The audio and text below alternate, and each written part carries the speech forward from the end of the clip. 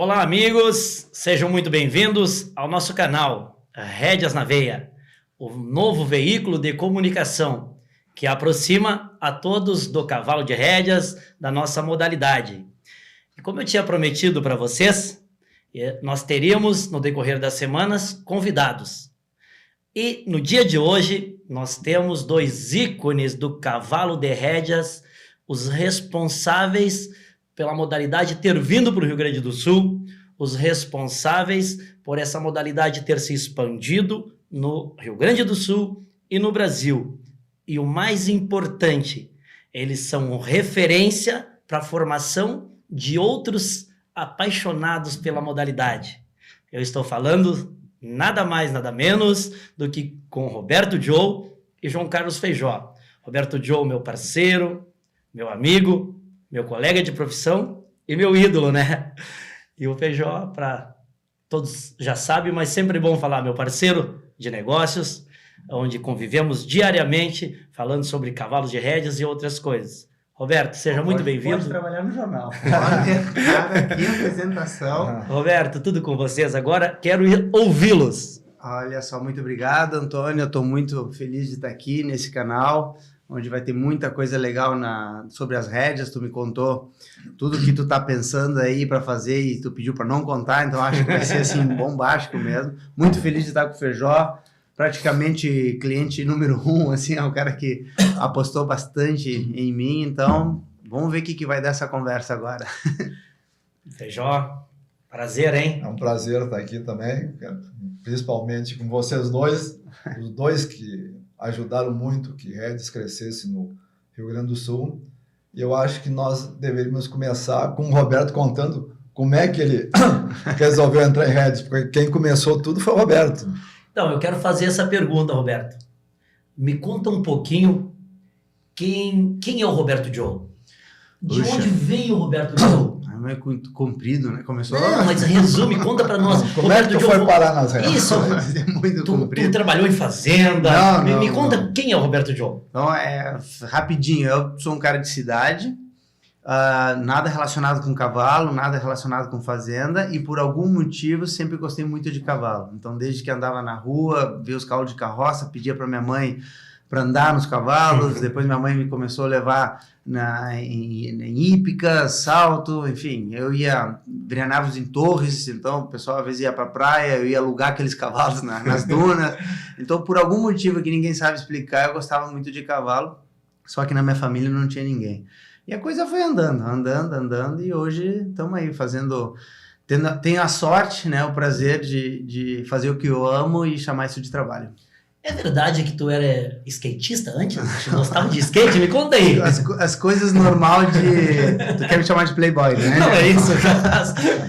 Mas as coisas normal de cidade, nada de campo mesmo. E justamente essas coisas de cidade me ajudaram muito no mundo do cavalo. Então, toda essa parte de colégio, todo investimento que minha família fez em mim, desde colégio, aulinha de inglês, depois os esportes, jiu-jitsu é uma coisa que eu fui muito apaixonado, sou muito apaixonado. Então, todo esse combo de cidade, que não tinha nada a ver com cavalo, que todo mundo dizia, Roberto, esquece, tu queria montar cavalo, aprender a domar, você tem que vir de gerações, pai domador, avô domador. E aí todo esse combo de cidade me ajudou a ver que, o jiu-jitsu me ajudou a ver que eu tinha que estudar a parte do corpo, que eu tinha que praticar muito, e o colégio, as coisas me ajudaram a ver que eu poderia estudar. Então, a rédeas tem muito material de estudo, assim, que na época eram fitas, mas DVDs, livros e tal. Então, eu juntei o estudo com a prática do corpo, né? Então, era isso. Tudo que eu aprendi na cidade, eu apliquei no cavalo, mesmo sem estar com experiência, né? E tô aplicando e tô aprendendo até hoje. Mas como que tu entrou na rédeas? Como tu começou a treinar para rédeas? Eu fiz um curso com o Francisco Almir Bezerra, isso em 97. Então, Vulgo Mimi? O Mimi. E aí esse curso, o Mimi pegou e mostrou o Bob Loomis. Olha, rédeas, Bob Loomis. E eu sempre tive um grande parceiro, o Cristiano Bernardes, né? O Cristiano Coelho. Cristiano Coelho sempre foi meu sócio, sempre foi meu amigo, sempre foi o cara que a gente sempre se aventurou bastante nisso. Abrimos pensionatos de cavalo juntos, enfim. E aí o Mimi, a gente foi fazendo curso com ele, ele mostrou, olha, esse daqui é a pessoa que eu sigo. E aí a gente começou a entrar em contato com o Bob Looms, acabamos indo para os Estados Unidos, primeiro fui eu, depois foi o Cristiano, depois eu conheci o Dwayne Latimer. Então, para te falar a verdade, eu nem me lembro direito, assim. A coisa vai acontecendo, assim, eu fico pensando qual é o calendário de prova do ano que vem, ou esse ano. Então, aconteceu e vi que era algo que fazia sentido para mim. E teve todos os medos dos meus pais, pô, treinador de cavalo e tal, meus irmãos tudo engenheiro não e tal. Sonho. Ralado. Mas aí quando eu estagiei nos Estados Unidos e eles foram lá, eles viram que era um mercado muito consolidado, que eu teria muitas opções lá, que seria encarado como se eu fosse até trabalhar em outros setores, médico, advogado, o que for. Então eles ficaram bem tranquilos. Caso o plano do Brasil não fosse dar certo, eu conseguiria desenvolver essa profissão tanto nos Estados Unidos como na Europa, que era um mercado muito, muito grande. Mas o plano do Brasil deu certo. Fantástico, coisa. Agora deixa muito bom Agora eu dizer para vocês como é que eu descobri, como eu encontrei o Roberto Diogo, que foi por acaso. Isso é importante também. Eu em 96, 97, morava em São Paulo, não morava aqui. Por acaso, fui num leilão, dei um lance sem querer, não era criador nem nada, acabei comprando uma égua, depois vendi essa égua, me ofereceram muito mais que eu comprei, daí comprei mais um monte e acabei virando criador de cavalo, nem estava pensando nisso, nunca tinha tido contato com cavalos, de repente, de uma hora para outra, tinha virado criador de cavalos crioulos. E de rédeas eu não sabia, não vi nada, só ouvi quando teve o Infinito Tapororó, o Farrapo, não sei, lá em São Paulo, ouvi falar, mas não gostava e nem conhecia. Daí, por acaso... Veja, só um parênteses. Tu gostava, na verdade, tu não gostava de algo que tu nem conhecia, né? Isso é muito importante fazer essa colocação. Quando eu conheci, eu passei a... Isso, porque muitas vezes as pessoas opinam sobre algum determinado esporte, como rédea não é diferente, né? Sem conhecer. Aí quando conhece, acabam entendendo e gostando do esporte. Mas o que aconteceu? Um conhecido meu comprou um sítio lá no Lami. E eu morava em São Paulo, recém tinha voltado para Porto Alegre, e como em São Paulo não tinha cavalo crioulo, eu comprei um cavalo de salto, então eu treinava salto numa hípica lá. Trouxe o cavalo de salto e esse sítio era só para cavalos de salto. Daí, um dia eu estava lá... Isso ali no Lami. Ali no Lami, isso. Hoje eu tenho a Serrete. Sim. Um dia chuvoso, eu estava parado, na frente da casa olhando, chegou um caminhãozinho, estacionou, desceram 2 guris com 2 cavalinhos crioulos. E eu olhei, quem são esses caras? E como a recente tinha sido comprado o sítio, né, eles não sabiam que tinha trocado de dono. Daí eu fui falar com eles. E perguntei, o que vocês vieram fazer aqui? Eles disseram, não, nós viemos treinar, o dono deixa a gente treinar aqui quando está chovendo, porque a nossa pista fica toda molhada, não dá para treinar. Daí eu disse, só que trocou o dono. Daí, e agora? Não tem problema, deixa, você pode treinar. Daí fiquei olhando o treino. Fiquei olhando. E eu estava acostumado com cavalo crioulo normal, para paleteada, laço, para tudo que é tipo de coisa. Daí eles ficaram treinando, daqui a pouco o Roberto chegou para mim, quer experimentar? Daí eu, tá bom, foi experimentar. Daí quando eu experimentei o cavalo, imagina, treinado pro Roberto naquela época, mas a diferença que é para hoje. Mas mesmo assim, eu notei uma diferença enorme com o que eu estava acostumado. Eu disse, é mais ou menos como eu pegar um carro normal, daqui a pouco eu pego um carro dramático, direção hidráulica, é completamente diferente. E naquele momento, sem nunca ter sabido nada de rédea, eu me apaixonei e comecei a marcar, eu fazer aula com o Roberto, meus amigos todos levavam... Né? Eu dava aula para ele e com um pouco ele dizia, Roberto, eu quero treinar esbarro. Não, hoje não. Amanhã não, hoje não. Agora posso treinar esbarro? Não, ainda não dá. E depois de, 3 meses, ele se deu conta que o cavalo não esbarrava. Eu não me dei. Quando o Sacana não me falou, eu descobri... Vamos melhorar a tua montanha. Com o tempo... Não está na hora de esbarrar ainda, tem que esperar um tempo. Com o tempo eu descobri que não esbarrar nunca, o cavalo não esbarrava. Apesar disso, eu acabei me apaixonando e fazendo com que vários conhecidos, amigos, todos gostassem. Daí um dia eu perguntei para o Roberto, escuta aqui, Roberto, por que vocês têm que fazer prova? Por que não tem prova aqui? Daí o Roberto disse, olha, São Paulo, porque aqui não tem uma associação de redes. Eu disse, bom, então vamos fazer o seguinte, vamos fundar uma associação. Uma conversa, formar uma E nós estamos falando isso aí... 2001. 2001. Isso já era 2001. 22 anos atrás. E acho que a associação foi fundada em 2002. Isso. Em 2001, nós conversamos, daí pegamos o meu sócio na Cabana 38, o conhecido Charuto, que é advogado. Charuto, como é que faz para abrir uma associação? Daí pegamos um outro, como é que era o nome? O seu Mário, não sei. Seu Mário Ubrich. Que era Aí contador. Ubrich. Foi um... que era contador. Isso. Daí com contador, com advogado. Daí não, só tem que fazer uma reunião e ter o número necessário de pessoas para assinar a ata da primeira reunião. Daí nós marcamos uma reunião lá no Aras mesmo, que não era meu ainda, né, na época, ainda não era meu. Nós fizemos a primeira reunião, todo mundo assinou e criamos a associação. Só que daí começaram os problemas. Bom, nós temos uma associação. Aonde nós vamos fazer prova? Daí nós fizemos algumas provas de brincadeira em locais normais, né? Mas para ter uma prova de redes mesmo e as pessoas gostarem, tem que ter uma pista coberta. Claro. Daí procuramos chegar à conclusão seguinte, a única pista coberta que tem aqui por perto na Zona Sul é na Hípica. E eu não me lembro como nós chegamos...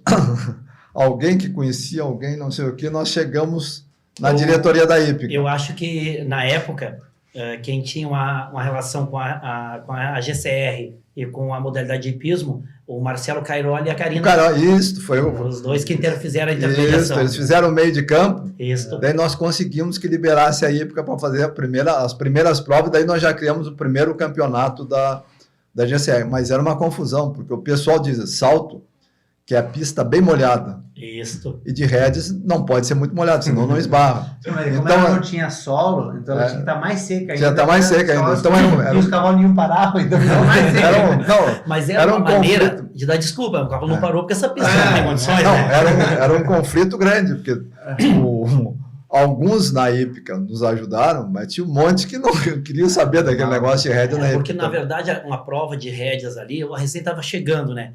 Nem montava cavalo, mas uma prova de rédeas misturada nos cavalos de salto, a rédeas atrapalhava o trabalho diário do pessoal do hipismo, né? Era diferente. Era mais um atrapalho do que qualquer outra coisa. Não, atrapalhava, era complicado mas, sim, apesar de tudo, era melhor do que fazer no lugar. Mas eu acho que mais importante do que isso, quando nós pensamos em criar associação, nós imaginamos o seguinte, olha, aqui no Rio Grande do Sul, a maior parte dos cavalos disponíveis são cavalos crioulos, que normalmente não são usados para rédeas, são os quarta-milha. Mas nós, como criadores, e uma coisa que realmente até hoje nos faz investir nisso aí, o que é? É conseguir que o mundo inteiro conheça o cavalo crioulo. E a melhor maneira de conseguir isso é pelas rédeas. Eu, numa época da minha vida, viajei, e nessa época, inclusive, quando eu já estava criando cavalos crioulos, viajei pelo mundo inteiro, e daí eu falava de cavalo, daí eu falei, não, eu crio cavalos crioulos. Mas o que é cavalo crioulo? É um cavalo lá, daí contava a história do cavalo crioulo. E que tipo de prova? Não, freio de ouro, isso, aquilo. Ninguém sabia nada. Mas, principalmente naquela época, né, Tiba, nós não tínhamos as mídias sociais então, que levam a informação hoje para o mundo, né? Antigamente não tínhamos, né? Não, então as pessoas não tinham como ficar sabendo. Naquela época não tinha nem telefone, né? Nem telefone. Ninguém sabia o que era. Então dificultava muito. Ninguém sabia o que era cavalo crioulo. Mas, quando eu conheci o Roberto e nós eu vi que tinham cavalos crioulos que conseguiam fazer prova de rédeas, eu descobri o seguinte, era diferente. Se eu falasse, não, eu crio cavalos crioulos, mas o que é? Não, um cavalo que consegue fazer prova de rédea concorrendo com os quarta-milha. Daí mudava. Daí todo mundo olha, pô, é mesmo? Como é que é? Como é que fica? Onde é que tem? Então, a melhor maneira de levar o cavalo crioulo para o resto do mundo, porque o cavalo crioulo domina o sul da América do Sul, domina totalmente. Mas fora daqui, ele é praticamente desconhecido. E rédeas tem essa condição. Mais adiante na conversa, nós vamos falar como O cavalo crioulo conseguiu, graças ao Altinho, ao Roberto, a outros Sim, que não, foram para provas Claro. fora daqui. Mas, falando sobre a criação da associação, nós precisamos de alguém, de presidente, que goste de rédeas, mas também tenha trânsito na BCC. Tem prestígio dentro da associação. Prestígio, né, junto com o pessoal de cavalo Isso aí. crioulo. Daí pensamos, segundo, bom, o cara ideal só pode ser depois do Farrapo, enfim, o Roberto Davis. O Roberto Davis é o cara para ser o primeiro presidente. Se começar a associação com o Roberto de presidente, nós já iniciamos com prestígio, porque naquela época falar que o presidente era o Feijó, o Roberto, não adianta coisa nenhuma. E o Roberto aceitou.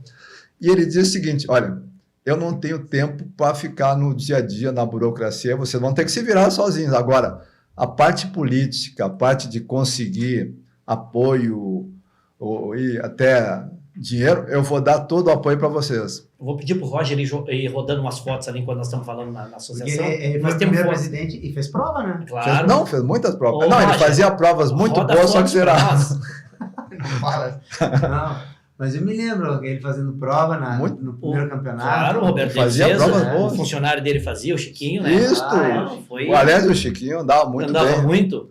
Andava muito. Então, a gente vai rodar algumas fotos e nós temos foto do nosso primeiro presidente. Mas aí. o... Pode ir rodando outras aí, Roger. Depois nós vamos falar. Aqui nós temos na tela agora, ó, os dois primeiros campeões. Isso, ó. Os dois primeiros campeões gaúchos. Na época, lembra, Roberto, que não o tinha Matas foi categoria aberta? campeão Não tinha categoria aberta. Era aspirante a profissional. Era o nome? É claro, a categoria aberta, porque tu e o Cristiano estavam começando aí na carreira como treinadores, criou-se uma categoria chamada aspirante a profissional. O Eduardo Matas, na época... Não, mas o Eduardo Matas caiu no amador. Assim, o Eduardo Matas, na época, era amador. Sim. Então, ele ganhou o primeiro... Era um carro de prêmio, né? Sim. Já começou o primeiro campeonato gaúcho pagando muita premiação, pagando um carro de prêmio. Sim. Na categoria amadora. Por que era na categoria amadora e não no aberto? Porque só tinham dois na categoria aberta, que era o profissional, o aspirante, tu e o Cristiano Coelho. E no amador tinha um monte de gente inscrita. Eu nem me lembro direito. E só existia duas categorias. Era amador e aspirante. Então, na categoria amador, a gente inscrevia todo mundo. Convidava os amigos, o mesmo cavalo podia correr 3, 4 vezes, né? Então, o Eduardo Matas, no jurado do Itapevi, e o Roberto João montando pajador da quinta, né? Então, essa foto é do primeiro campeonato gaúcho. Primeiro campeonato gaúcho. Que legal, 2010. né? Ah, não. Essa foto, esse é o cavalo que ganhou o primeiro campeonato gaúcho. Isso, mas essa foto é no Terravilha. O primeiro Perfeito, campeonato gaúcho perfeito, foi na isso. Hípica. Não, perfeito. Esse é o cavalo. A gente nós não conseguimos a foto lá da Hípica. Não conseguimos. Não conseguimos, aquela não consegui. Mas esse é ele correndo lá na... A estância da quinta sempre... Porque tu vê, pajador da quinta, primeiro campeão gaúcho, e teve o rebenque da quinta. Na sequência veio o rebenque, né? Que eram os dois Rosílios. Pois é, eu não sei se foi logo em seguida, mas eu sei que o rebenque da quinta ganhou 2 campeonatos gaúchos. Isso, é o único cavalo bicampeão. E a estância da quinta gaúcho. sempre envolvido Esse cavalo, só para uma curiosidade, esse cavalo foi treinado pelo Paulo Cury. Ah, perfeito, eu não lembrava disso. Isso. Eu vi a prova dele. Lá em São Paulo? E andou mal. Não me lembro. Eu vi a prova. O cavalo andou mal lá com o Paulo Cury. Daí tiraram do Paulo Cury e colocaram com o Roberto. E com o Roberto, ao contrário, andou muito bem. Não me lembro se andou mal. Também não lembro. Eu nem acompanhava lá em São Paulo. Mas olha, presta atenção na foto, ó, quem estiver nos assistindo. O Paulo Cury tem uma manobra que é especial, praticamente toda, mas uma que é especial, que é o esbarro. O Paulo Cury esbarra muito bem. Concordo. E esse cavalo, o treinamento que o Paulo Cury fez nesse cavalo, me ensinou a melhorar meus esbarros. Então, como é importante, às vezes, tu pegar um cavalo pronto para te mostrar qual é o caminho que tu quer chegar. Então, eu vinha correndo amigo com esse cavalo, falava ou o cavalo parava sozinho, eu sempre dava uma forçadinha mais e tal, não caminhavam tanto meus cavalos. Tu pode ver que nessa foto... o cavalo está caminhando bastante, entrando no fundo. Então eu tenho que agradecer, né, a Pet Naná, ao Paulo Cury, porque esse cavalo agora, vendo a foto, ele me ensinou muita coisa sobre esbarro. Eu senti o que eu queria chegar. Que então, show. Bem como um cavalo muda a maneira da gente treinar, muda a maneira da gente olhar as coisas, né, Roberto? E muda a nossa vida, né? Dizem que tem mais bons cavalos que fizeram bons treinadores que bons treinadores que fizeram bons cavalos. Ou seja, quando tu pega um bom cavalo, ele realmente te ensina, ele te mostra, olha, por aqui. Aí depois tu vai aprendendo. Esse cavalo me ensinou, o trabalho que o Paulo Cury fez nesse cavalo, e esse cavalo me ensinaram muito na manobra de E esbarro. só para falar para vocês que tá chegando mensagens aqui, hein? Ó, Daqui um pouco mais eu vou começar a ler as mensagens aqui e vocês vão começar a responder. Isso é Mas, importante. outra coisa importante é o seguinte, na prova de rédeas... Pode passar mais fotos, Roger, vai rodando. Na prova de rédeas, para ter sucesso, tu tem que ter, primeiro, uma pista boa, que nessa época aqui ainda não tinha, era um dos fatores. Segundo, tu tem que ter cavalos bons. E terceiro, tem que ter recurso, tem que ter prêmio, tem que ter premiação, tem que ter eventos muito grandes, tu tem que ter eventos grandes e eventos menores, principalmente para os amadores. Mas se não tiver um grande... eu vou fazer a primeira pergunta para vocês, então. Deixa eu... Olha, ali é tu. é um turbilhão de mensagens aqui, hein? Coisa boa. Onde? Ali eu perdi, né? Aqui no meio eu... Então, a pergunta do Renato. Qual foi a maior dificuldade que vocês tiveram no começo para arquitetar uma prova de rédeas aqui no Rio Grande do Sul? Olha que pergunta bacana, hein? Pô, foi o que nós acabamos de Interessante, falar, né? Mas eu queria falar sobre a... Mas uma coisa importante, Feijó, que eu acho que quando essa pergunta dele veio... Eu responderia assim, ó, foi muito do Feijó com essa criação do crioulo, com essa vontade de mostrar o crioulo no mundo, essa motivação de querer, porque veio isso, o crioulo tem chance, ele pode, se encaixa no esporte, aí tem que fazer prova, tem que fazer associação. Joia. Então foi a motivação do Feijó que eu vi nessa parte burocrática da associação, porque ele tocava tudo, dava prêmio, dava carro, depois ele explicou. Mas eu acho que foi pela motivação muito do Feijó de querer mostrar o crioulo para o mundo. Ótimo, perfeito. Porque além de tudo, né? Além de tudo, tinha a grande dificuldade, a quantidade de cavalos na época, né? Porque a quantidade de cavalos treinados eram muito poucos, A né? quantidade de cavalos tinha bastante. Mas treinado poucos, né? O mesmo cavalo chegava a correr com Pois 4 ou 5 pessoas. Isso que era interessante, né? Então... Pô, mas a crioula, aguentava? Muito bem. Tu estava falando Eu ia sobre... falar sobre a premiação. Isso, que eu acho... Nessa primeira prova, nós chegamos à conclusão, olha, nós temos que criar algum impacto, senão... Então, vamos dar um carro de prêmio. E daí decidimos dar um carro de prêmio sem ter... Roberto Davis na tela ali. Roberto Davis. Sem ter a menor ideia, ali o fantasma na Copa Querência. É verdade. Primeira Copa Querência. Tá bonita essa foto. É tua, né, irmão?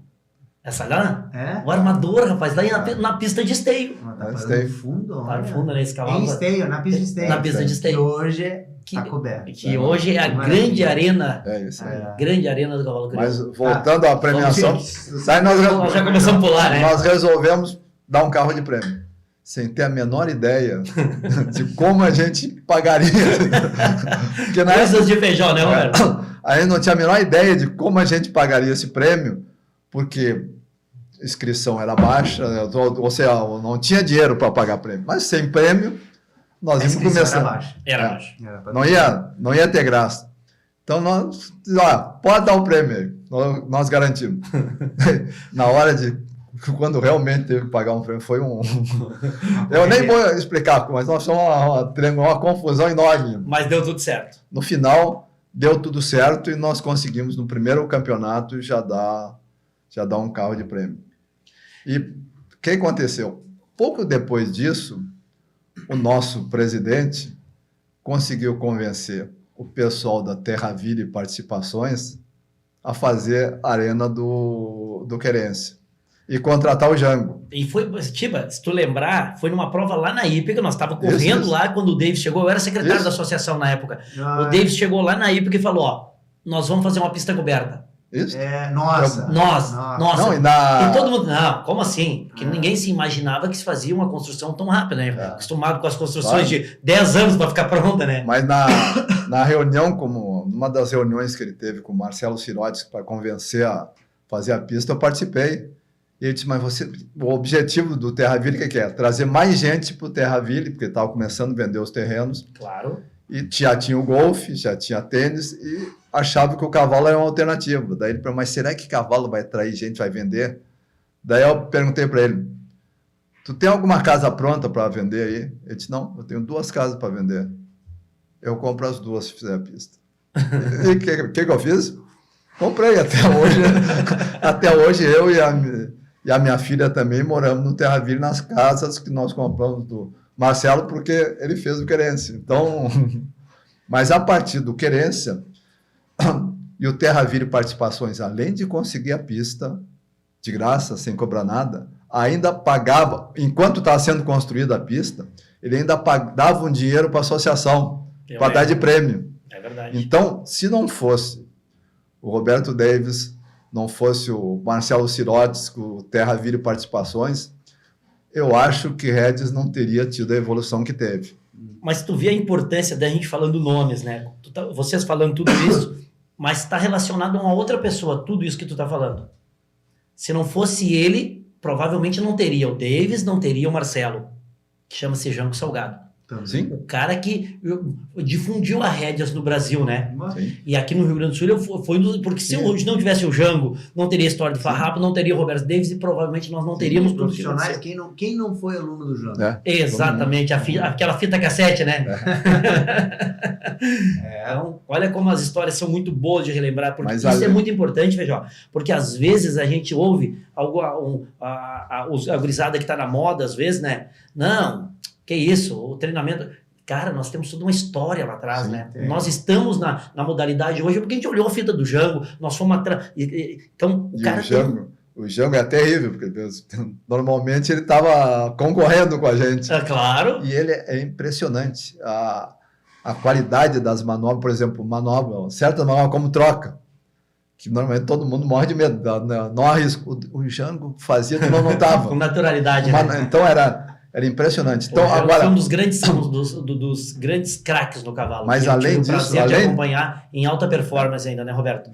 Ele ganhava tudo ainda. Mas além do Querência, além de trazer o Jango para cá, o Roberto Davis teve a ideia de criar a Copa Querência. Exatamente. A Copa Querência, a primeira Copa Querência, ela mudou rédeas, não foi no Rio Grande do Sul, no Brasil.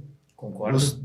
Porque ela deu uma premiação, teve uma quantidade de público, uma quantidade de cavalos. Internacional, porque vinha dos Estados Unidos sim, maior. Exatamente. Ou seja, foi uma prova muito maior que todas as provas até aquele momento da Associação Nacional de Rédeas, em todos os quesitos. Ou seja, depois disso, o pessoal de lá, que era a maior parte de quarta milha, passou a investir, importar mais cavalos, começaram a dar mais em função da concorrência com a Copa Querência. Eu senti isso aí, que a Copa Querência realmente fez a turma do quarta milha se movimentar.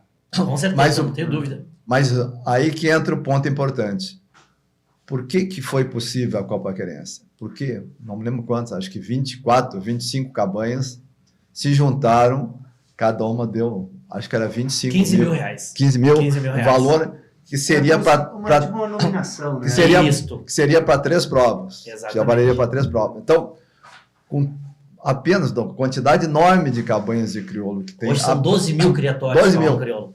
24 ou 25 se juntaram e criaram o maior evento do Brasil até aquele momento. Então foi um sucesso. A primeira foi um sucesso estrondoso. A segunda já foi... Foi muito boa, mas muito não boa, tão forte quanto a primeira. A terceira, ou seja, nós tivemos no total foram 7, né? Isso. Foram 7. Primeira Copa Querência foi em 2005 e a última foi em 2012. Então o que aconteceu com a Querência? Se juntaram os criadores para fazer, foi um sucesso. Só que com o passar do tempo, o que aconteceu? O negócio foi tão bom no início que nós esquecemos do detalhe mais importante. Para alguma coisa ter continuidade, tem que ter gerenciamento, tem que ter alguém em cima. Fala, e que foi tão bom que todo mundo se atirou nas cordas e o segundo ainda foi bom. Achando que a Copa Querência teria uma vida própria, sozinha ela ia se manter, né? E não é assim. E outro ponto importante que eu acho que foi o único erro que nós cometemos nesse momento da Copa Querência foi prometer para as cabanhas que estavam investindo, vocês vão investir 15 mil, e daqui 2, 3 anos vocês vão pegar aquele cavalinho sem morfologia que vocês vendem por 2, 3 mil e vão vender por 100 mil, 200 mil, que é o preço dos quartos de milha de rédea. Isso aí não era verdade. Isso aí vai acontecer ainda até hoje. já melhorou muito. Nós conseguimos vender alguns cavalos nesse nível. Mas é um processo muito demorado. Nós estamos comparando com os americanos que começaram há muito tempo atrás. Então, eu não entendo que isso tenha sido, na verdade, se tu pensar do jeito que a gente olha o mercado, eu não acho que vocês mentiram naquele momento. E seria dessa forma. Não seria, se tivesse mas dado uma continuidade para uma prova gigante que nem ela tinha sido no primeiro ano, se ela tivesse continuado assim, o que ia acontecer no meu entendimento, Roberto? Me ajuda se eu estiver equivocado. Com a quantidade de cavalos que estava chegando para treinar, ia acontecer uma seleção mais fácil para nós, mais fácil do que acontece hoje, porque o número de cavalos hoje, de cavalo que chegou a treinar, é menor. Se continuasse chegando em todos os centros de treinamento uma quantidade grande de cavalo, tu ia começar a achar muito mais linhagens. Ia começar. E esses cavalos iam valer muito mais realmente. Não, mas tudo isso é verdade. Só que... Não era 3 anos. Não era 3 anos. Não nós tínhamos que manter aquele nível durante... Se mantivesse, como tu falou bem, em 5, 10 anos, nós conseguiríamos isso. Mas o que aconteceu? As cabanhas começaram, depois do terceiro, que já...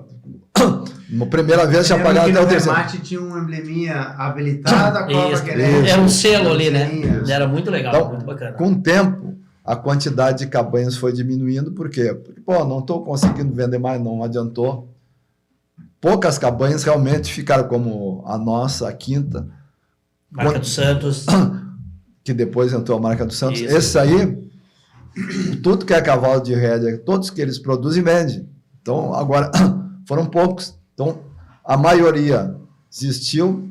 E o que aconteceu? A Copa Querência começou a diminuir. Chegou, acho que em 2009 ou 2010, eu tive uma reunião 2010. De todos os envolvidos na Copa Querência, dizendo o seguinte: olha, nós vamos cair fora, nós vamos desistir. E naquele momento eu era o presidente da AGCR. Foi em 2009 essa reunião, era isso aí. Eu era presidente da AGCR. Daí, a última Copa Querência foi em 2012. Aí vem a mudança, vem a transformação da Copa Querência. Daí eu sugeri o seguinte: olha, o nome da Copa Querência é muito forte. É muito forte. Então, deixa a AGCR usar o nome da Copa Querência. Tivemos até que acertar com Terra Vira e Participações, que era o dono da marca. Acertamos isso e fizemos a primeira Copa Querência totalmente gerida, administrada pela AGCR. Isso aí. Que foi um evento bom. Foi um evento bom, não foi um mega evento que nem a primeira. Foi um evento que começou a ganhar corpo de novo, começou a ganhar vida, né? Só que depois desse evento, nós fizemos uma reunião, como nós vamos fazer para transformar esse evento num evento como era antigamente. E no meio da reunião, cada um dando uma sugestão, algumas sem muita lógica. Daqui a pouco o João chegou: eu tenho a solução. Deixa ele contar agora então. Daí tu conta a história da Copland. Foi quando entrou a Copland. Quando entrou a Copland. Sim, mas a solução era conseguir apoiadores para fazer... Mas eu tenho a solução. Porque na verdade... Pior que foi o que ele falou. Foi, eu lembro. No meio da reunião, que todo mundo já estava desistindo, achando que não ia ter solução, o Roberto chegou: eu tenho a solução. Porque na verdade... Eu tenho um patrocinador que vai... Isto. Vai dar quantos? Uma palavra-chave, Roberto, porque naquele momento... 250 mil. Naquele momento, o que precisava? Uma empresa que acreditasse naquele projeto, né? E que disponibilizasse o dinheiro. Todo o projeto estava montado. A ideia é uma ideia muito clara. Precisava de alguém que investisse e acreditasse. E o Roberto chegou e disse: olha, ele vai dar 150 mil de prêmios e vai gastar mais 100 mil só na preparação do evento e nos custos do evento. Tinha como é que era? Uns camarote. Chama camarote. Sensacional. Não era o Guri de Uruguaiana que fez a... Foi, claro. O Guri de Uruguaiana entrava no intervalo dos rastelos, entrava sentado do ladinho do pai, e o pai rastelando, né? Ele ali contando piada. Mas foi sensacional. Depois teve um show, né? O Dante Romoledeza. A primeira Copa Querência Copland foi um evento tão importante quanto a primeira Copa Querência, em termos de público, de cavalo. E, por sorte, tanto na primeira Copa Querência, como na primeira Copa Querência Copland, nós tínhamos grandes cavalos. Quer dizer, na primeira Copa Querência, nós tínhamos o Duque, São Paulo, tinha todos os treinadores que eu lembro, o João Felipe, todo mundo. o Laercinho, o Gilson Vendrame, Gilcinho, veio toda a galera, veio em peso. O Brasil estava aqui. Estava todo mundo. Os melhores competidores. Ou seja, o Franco Bertolani. Nós tínhamos os... Deleu. Isso, ou seja, um grande evento, os maiores treinadores e bons cavalos, porque nós tínhamos... Exatamente. Nós tínhamos o Joio, tinha o Duque, tinha a Pior Ocasião, tinha o Fantasma, tinha vários cavalos. Butiapuma. Tinha vários cavalos muito bons, ou seja, foi um grande... Depois... Fantasma do 38. Fantasma, eu falei, ficou em segundo com o Roberto João. Daí, na Copa Querência Copilândia também. Daí até, se não me engano, foi na Copa Querência Copilândia que o alemão ficou em terceiro. Com o Marajá. O Marajá. Marajá. O Duque em segundo e primeiro foi o...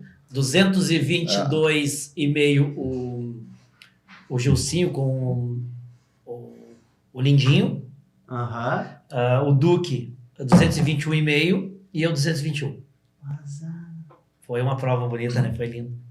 Mas foi um evento espetacular. Daí no segundo ano, já a Copilândia já gastou um pouco menos. O evento já não... Mas eu acho que essas coisas, na verdade, elas crescem, diminuem. Normal, tá tudo certo. É um ciclo. Exatamente. E aí aprende com o que deu errado, o que deu certo, coisas... Mas sempre eu sinto que coisas ficam. Por exemplo, treinadores. Eu, por exemplo, fiquei. Então, por causa da Copa Querência, por causa da associação, eu fiquei no Brasil, não fui para o exterior e tal, fiquei, então tudo aquilo faz os treinadores também ficarem. Tu começou, né, fazendo prova, então, eu acho que isso daí vai outra, troca de nome, outro patrocinador e tal, mas sempre vai ficando alguma semente, sempre vai ficando alguma... Mas a sensação que eu tenho é que o melhor tá para vir ainda. Né? Então, isso é importante. Copa Querência, a BCC cobrindo a pista, talvez um dos nossos erros é que a gente de vez em quando faz eventos tão maravilhosos, tão excepcionais, que daí os outros, mesmo sendo bons, começam a ser... A gente tem que começar pelo contrário. Eu acho que é fundamental esses grandes eventos. Não, é fundamental, mas eles têm que ser crescentes. Isso que eu quero dizer. Nós já saímos lá de cima, daí a tendência é decrescer. Mas faz parte. Que a gente era muito empolgado. Não, mas daí que aconteceu? Por incrível que pareça, teve mais um ano com a Copilândia, daí depois a Copilândia desistiu. Nesse meio tempo, o Terraville, o pessoal da Terraville estava alugando, ou seja, estava numa mudança grande no meio do processo. Começou a mudar tudo. Daí, no meio dessa mudança toda, que era negativa, daí o que aconteceu? Daí o alemão fala para nós.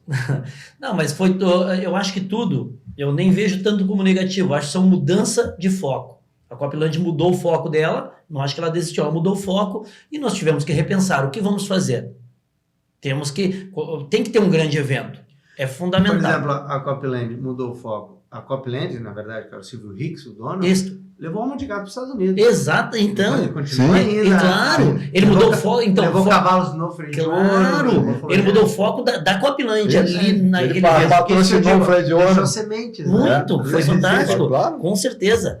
A prova, são algumas provas inesquecíveis. Exato. Voltando atrás um pouco, antes da Copilândia, um pouco antes da Copilândia, teve uma época que eu acho que antes até a GCR assumir a Copa Querência, a própria GCR, que tinha bombado, tinha feito inclusive Super Stakes, o primeiro evento nacional. A gente teve prova nacional. Tem uma particularidade aí do Super Stakes. Foi a primeira prova de rédeas televisionada. Não, e tem mais. Foi por qual? Pelo Canal Rural. Canal Rural, sabe por quê? Eu era representante junto à NCR. Eles me botaram lá como... Ele fazia parte da Associação Nacional. Eu fazia parte da Associação Nacional. Fiz parte. Daí, quando eu estava lá, eu negociei, olha, por que não faz? Nós estamos fazendo vários eventos no Rio Grande do Sul. Eu acho que... Eu não me lembro se a das motos foi antes ou depois. Mas foi depois. Nós estamos fazendo vários eventos no Rio Grande do Sul, tem mais cavalos participando que aqui na NCR, então tem que levar uma prova da NCR para o Rio Grande do Sul. Daí os caras fizeram um monte de exigência. de premiação, de uma série de coisas. E uma que com ciúmes até da Copa Querência, que foi a primeira prova de redes televisionada, eles disseram, olha, se não tiver a transmissão pelo canal rural, nós não vamos. E daí é o seguinte... Como as coisas mudam. Não, daí eu... que é a transmissão, daí, tudo no YouTube já. Daí eu cheguei, não, eu garanto que vai ter transmissão pelo canal rural. E fizemos foi um mega evento. Foi lindo. Tem muitos participantes.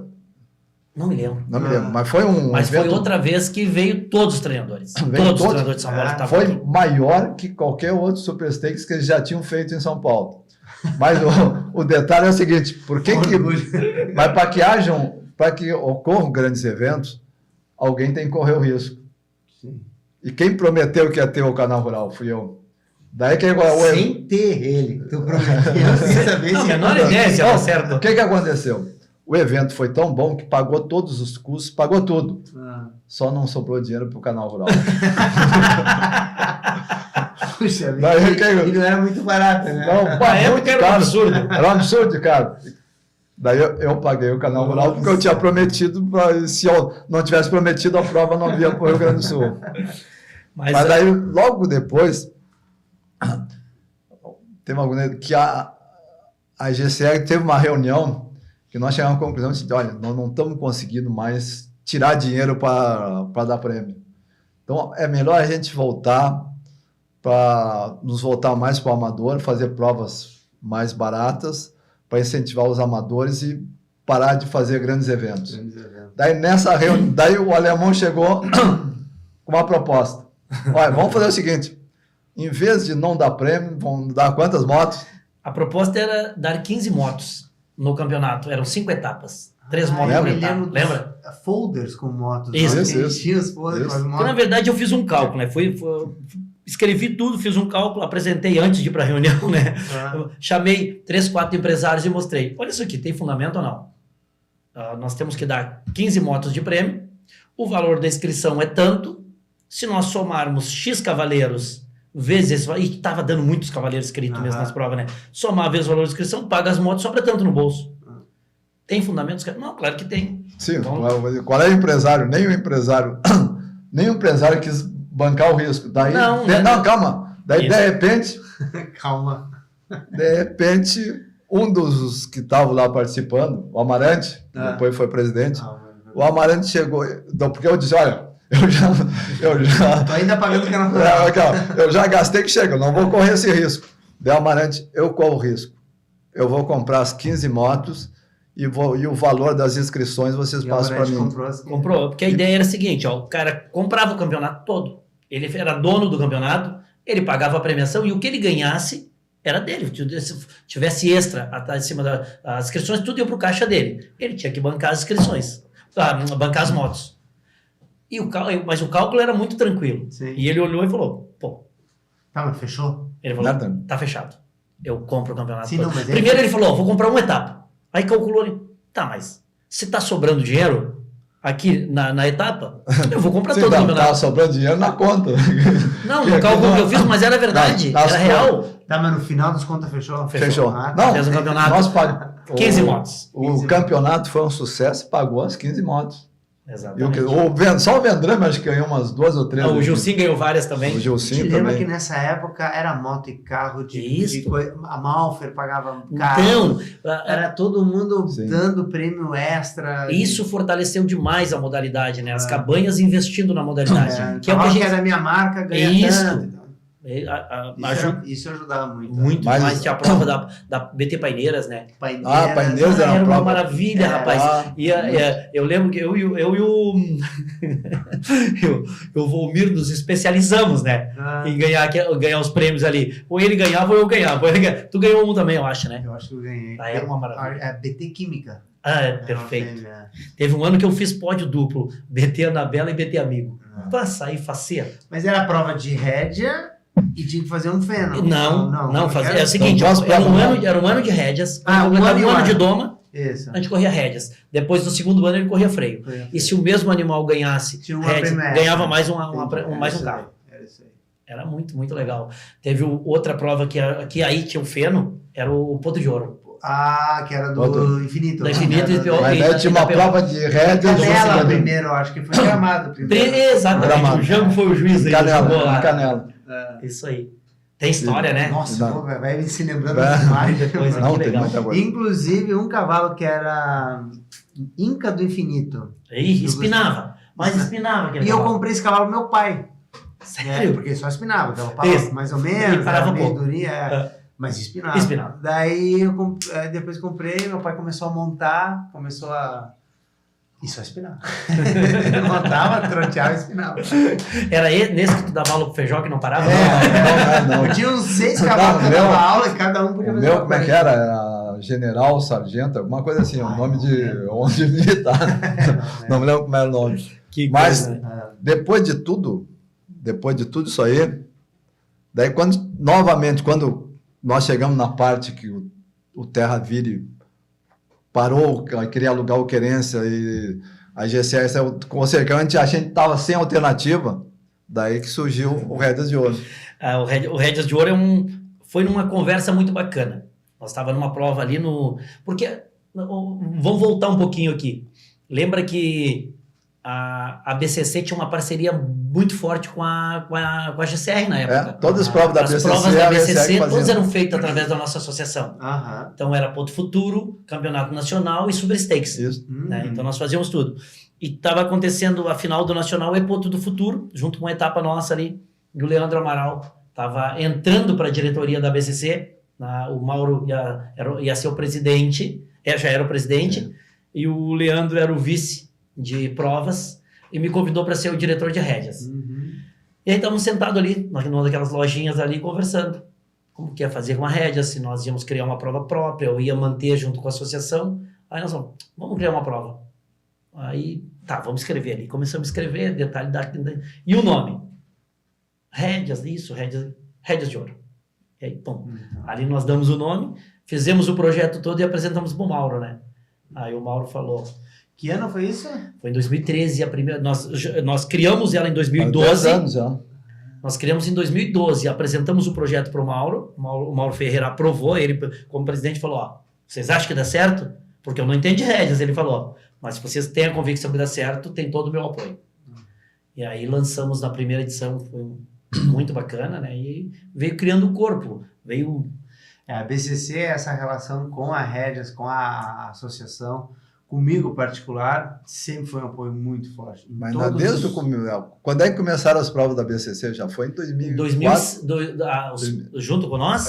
Foi em 2005. A partir de 2005, a BCC sempre fazia a prova. Inclusive, Roberto, lembra? lembra projetos individuais também. Isso. Entende? Muitos. Tudo que eu fiz com o Crioulo no exterior, que levando o Não, vai lá, apoio. a BCC sempre foi. E lembra de uma coisa que foi muito bacana para nós também, a gente não pode esquecer dessas coisas, que às vezes a gente vai passando. A BCC disponibilizou para nós a manhã do domingo do Freio de Ouro, para nós correr em Esteio. Nós fazíamos a final do Campeonato Nacional da BCC lá. Lá em Esteio. Durante uns 3 anos, eu acho. No domingo do Freio de Ouro. Imagina, o que estava antecedendo o freio era nós na pista ali. Isso mostrou para muito mais pessoas, né? Então, Sim. Tudo foi somando para que cada vez desse mais visibilidade, mais corpo e estamos aí, né?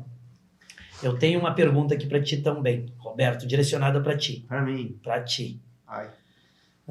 Vamos achar aqui. As perguntas vão chegando, só que vai passando rápido demais. Mas tu sabe que eu me esqueço muito feijão das coisas. Aí eu me lembro daí, sabe? Eu me esqueço do que aconteceu há 10 minutos. Olha aí. Boa tarde, presidente. A pergunta é do Fábio Alves. Minha pergunta seria para o meu ídolo nas rédeas, Roberto João. Muito obrigado. Olha aí. Em que ponto da carreira dele que ele decolou? E o porquê? E se tem algum cavalo diferenciado que ele apontaria?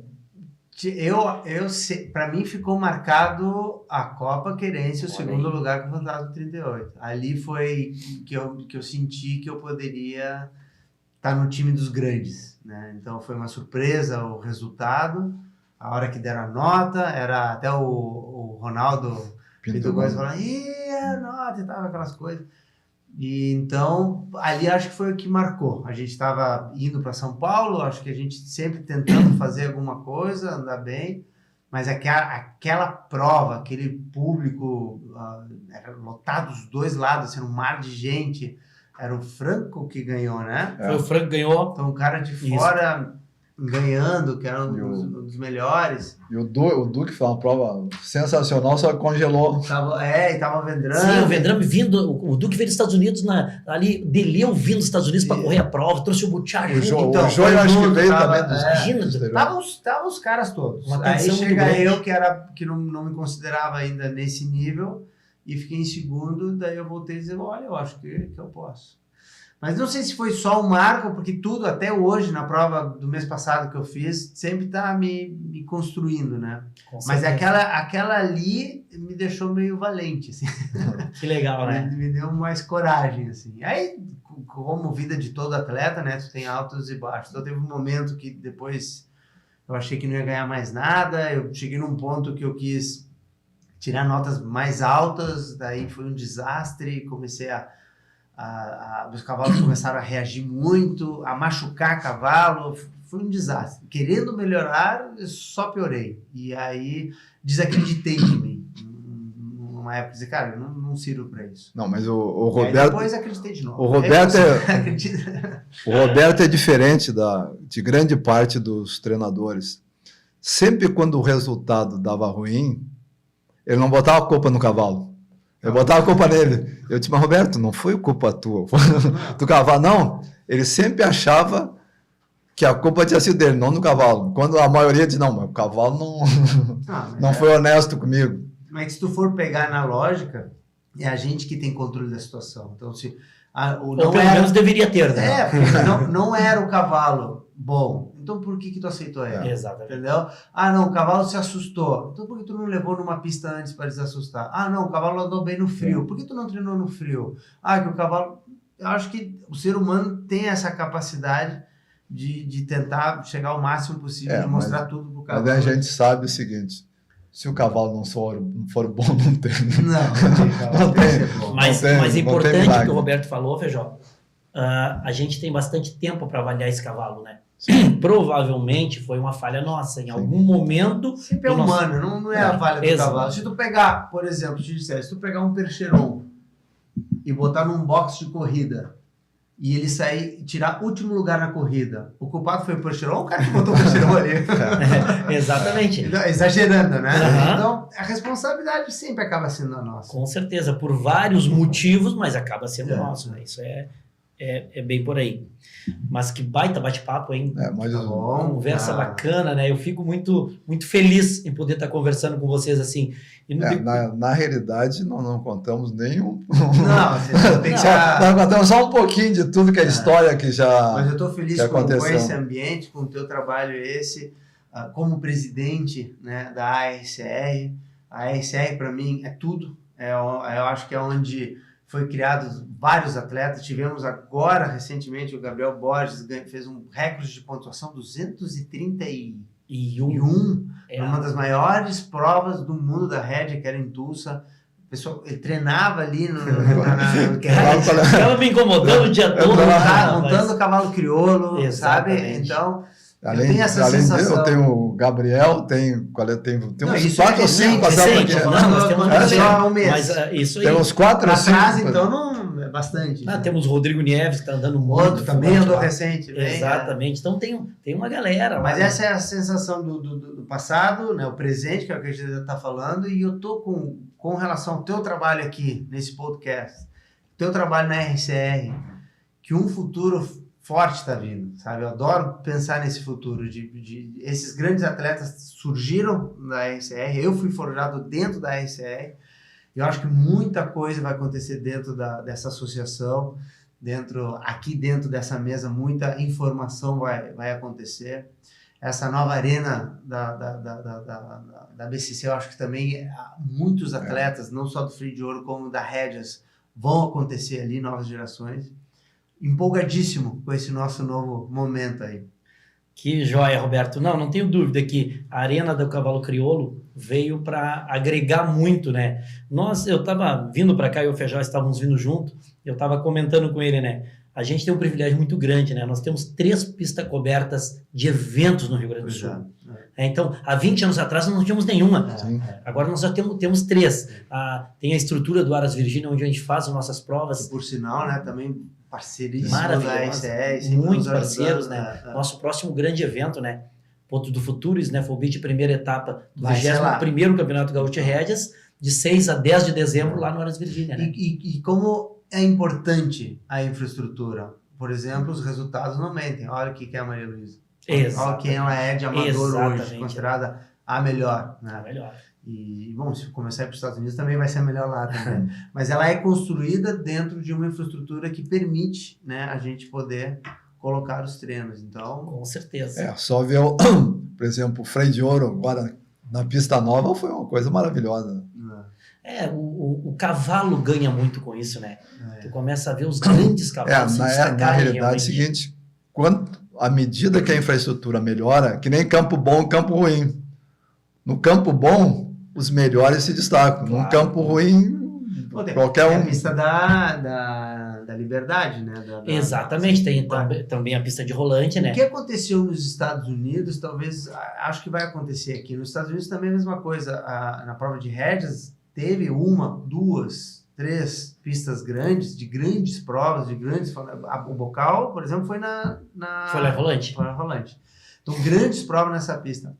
Os arredores, né, tu pega no interior e tal, começam também a querer fabricar sua pista para preparar os cavalos, né, fazer credenciadoras ou fazer classificatórias de rédea, o que for, para chegar na final melhor preparado. Então, nos Estados Unidos aconteceu isso. Tinha um núcleo, Oklahoma City, Texas, que era onde tinha poucas pistas cobertas e todas as redondezas começaram. Hoje tem pista, cada ambiente tem 4 pistas cobertas, ou seja, cresceu muito isso. Né? Eu acho que aqui tá indo nisso, né? A Rolante fez a pista, que é um espetáculo, e a Caminho de Liberdade, enfim, e agora o monstro que é ali a Arena do Cavalo Crioulo, e eu acho que ainda vai acontecer mais coisas. Assim, vai pegar... e isso aí, um exemplo até da Liberdade, como nós colocamos desde o início, algumas pessoas, alguns que têm que tomar uma iniciativa, por exemplo, se não fosse a iniciativa da Liberdade, que foi lá e montou um pacote com a BCC, não teria como ter todo esse processo. Então,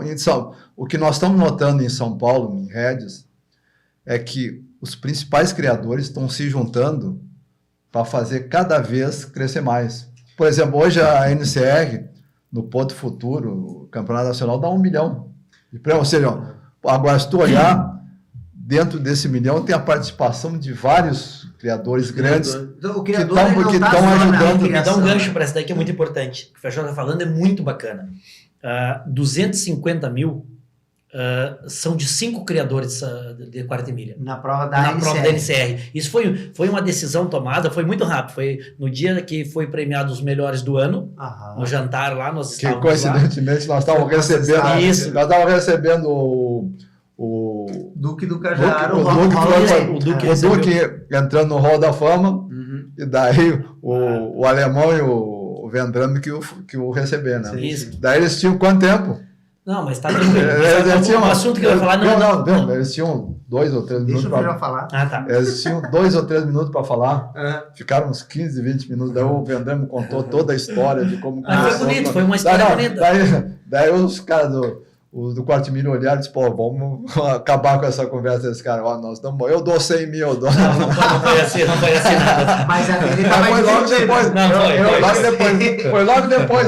Eu gostei da tua história. Foi mais emocionante. Mesmo que não seja assim. Mas terminou os caras começaram a oferecer prêmio. Foi nesse dia que se reuniu os 5 criadores ali, no meio do jantar, chamaram o Chico lá. Chico, pode oferecer tanto de prêmio aí, que só nós vamos garantir 250 mil reais. 5 criadores. Então, essas ações são importantes para fortalecer o esporte, né? A união dos criadores, no meu entender, é o fundamental.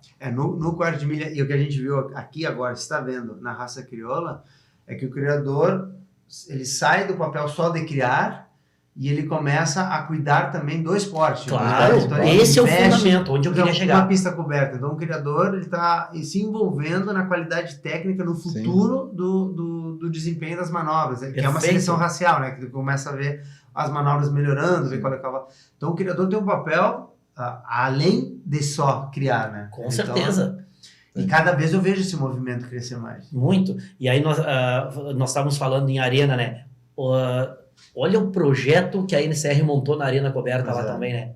Arena do Cavalo de Rédeas agora. Então a NCR tem uma arena do Cavalo de Rédeas. Toda uma estrutura linda sendo construída, uns camarotes gigantes, toda uma estrutura muito bacana. Então a modalidade está criando um corpo cada vez maior, né? Gigantesco.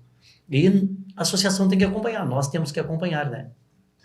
Mas nós já estamos com um horário bom aqui. Roberto, eu queria que antes que a gente se despedisse, tu deixasse uma mensagem para aquelas pessoas, para os treinadores novos ainda, que estão iniciando sua carreira ou que estão pensando em ser treinador, tá?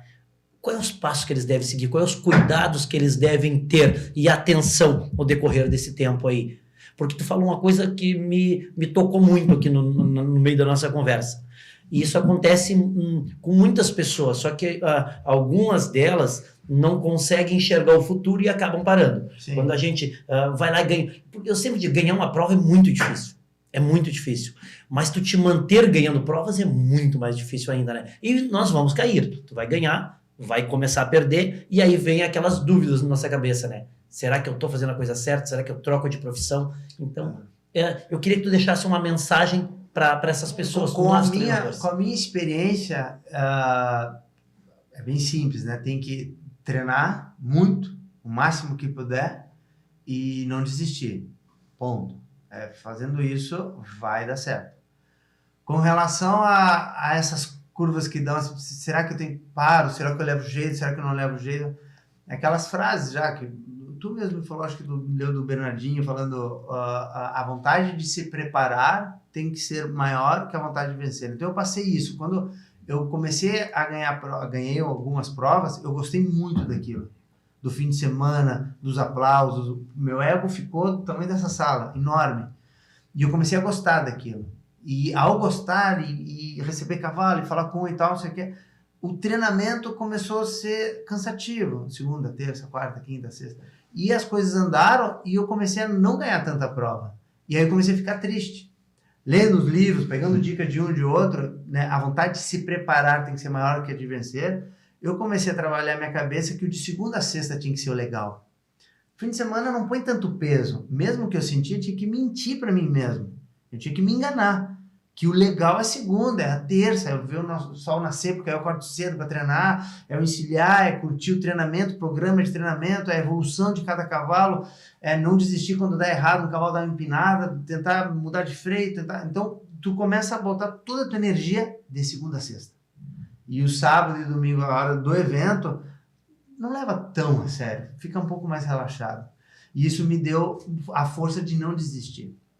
Então, é pegar os mínimos detalhes da tua pista. Onde é que tu põe a tua caneca de café? É aqui, ó. Ela fica aqui, ó.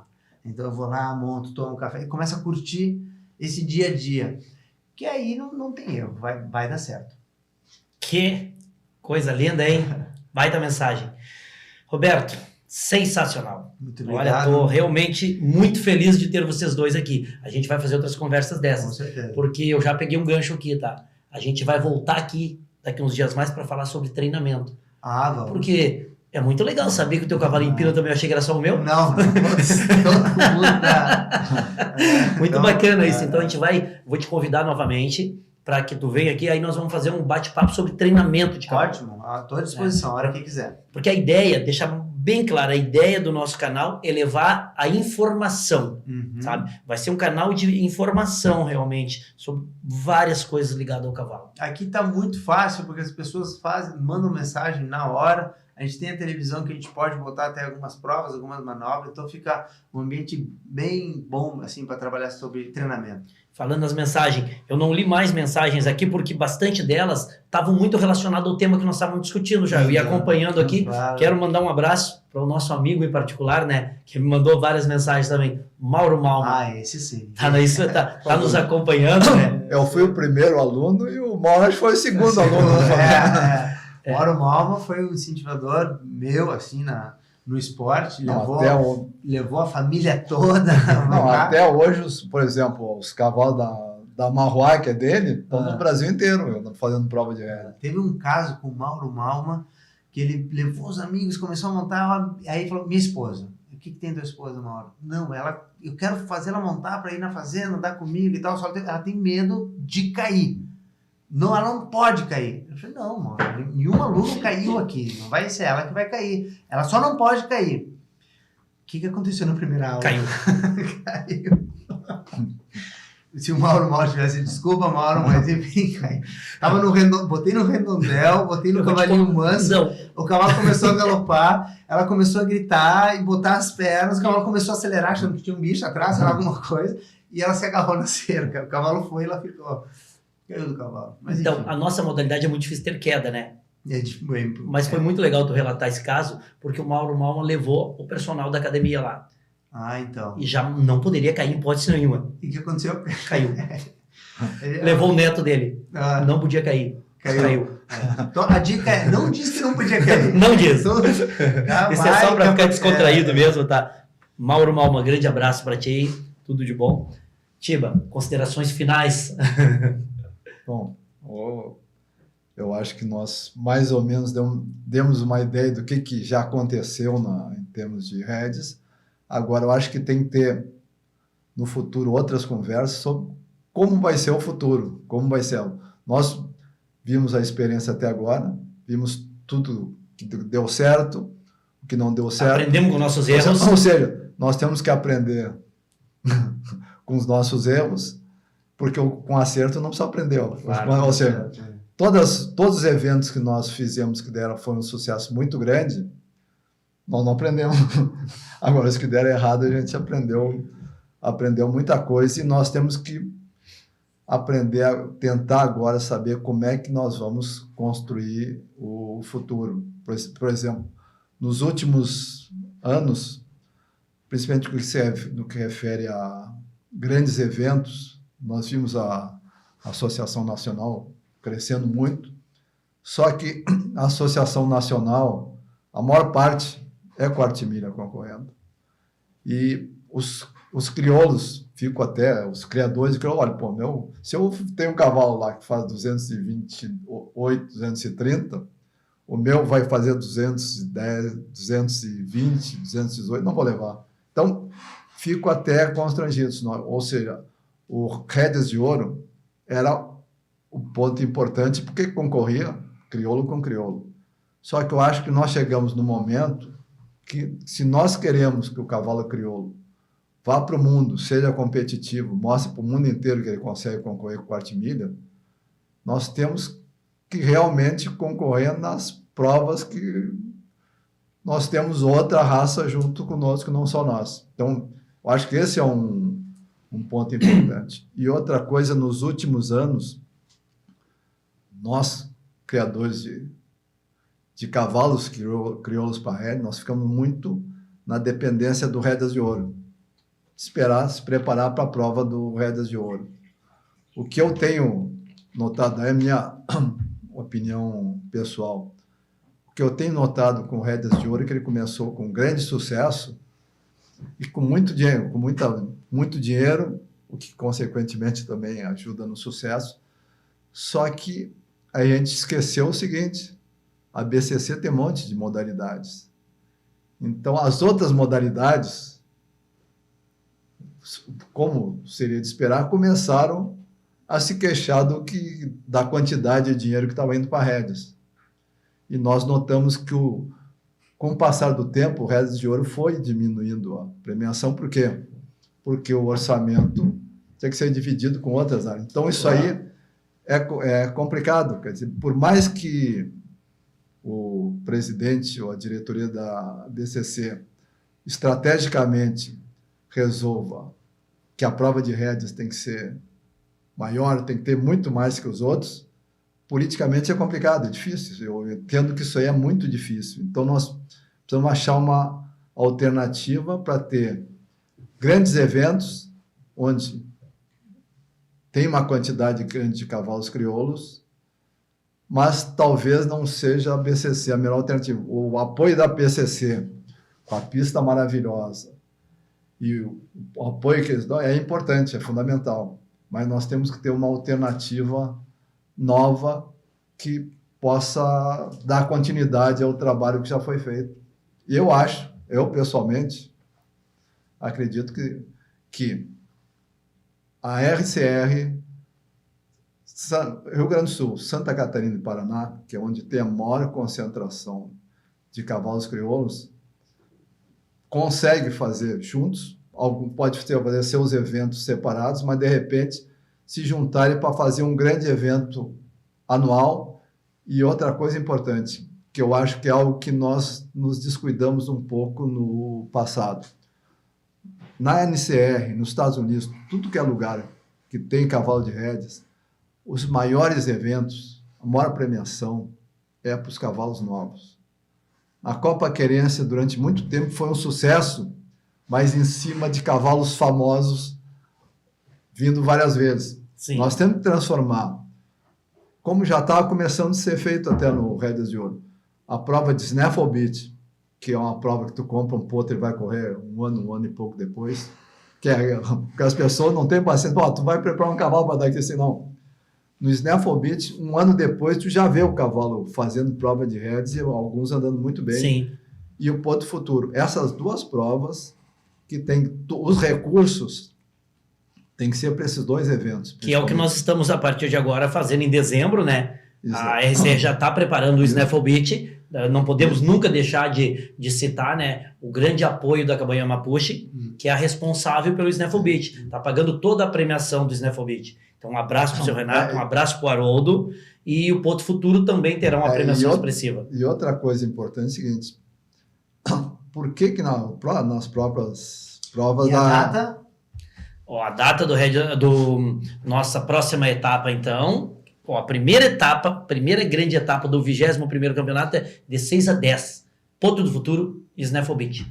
Bacana, né? E outra coisa, o que limita a quantidade de participantes nas provas? Não tem limite. Não, o que limita? Qual é o fator limitante? Cavalos. Faltam cavalos. Faltam animais, por quê? Porque ficam só os mesmos animais correndo várias vezes. Por isso que investir nas categorias novas traz mais animais. Na hora que tu investe nos novos, vem mais animais. Tendo mais animais, nós vamos ter mais concorrentes. E daí, perfeito. Ou seja, não é nenhuma invenção, é o que os que inventaram isso aí, que são os americanos, fazem. E é isso aí. Em qualquer empresa, quando tem uma empresa, como é que tu faz para melhorar? Tu faz benchmark, tu olha quem são os melhores do mundo, vou copiar. Então, vamos copiar os melhores do mundo em rédeas. Não, os melhores do mundo em freio de ouro somos nós. Não tem concorrente, não tem nem argentino. Agora, em rédeas, nós não somos os melhores. Vamos copiar os melhores. Muito bem. Muito obrigado, Feijó, pela tua história, por contar tudo para nós, compartilhar com a gente aí, né? Sim. Compartilhar com todos que estão nos acompanhando aí. Obrigado, Roberto, de coração. Muito obrigado, Feijó. Obrigado a todos vocês que estiveram junto com a gente ao longo da nossa conversa aí. Quero anunciar para vocês que semana que vem nós temos um outro bate-papo muito bacana com um grande amigo nosso, com experiência no Rio Grande do Sul, com experiência no Brasil e com experiência lá nos Estados Unidos. Então, a gente vai ter uma história muito bacana para nós ouvirmos aqui e vocês todos vão poder nos acompanhar. Então, fico muito feliz realmente. Um grande abraço para todos vocês aí e continue sempre lembrando que vocês têm que se inscrever no canal, vocês têm que compartilhar, tá? E curtam os vídeos. Grande abraço a todos vocês e lembrando sempre que juntos somos mais fortes. Grande abraço e até o próximo.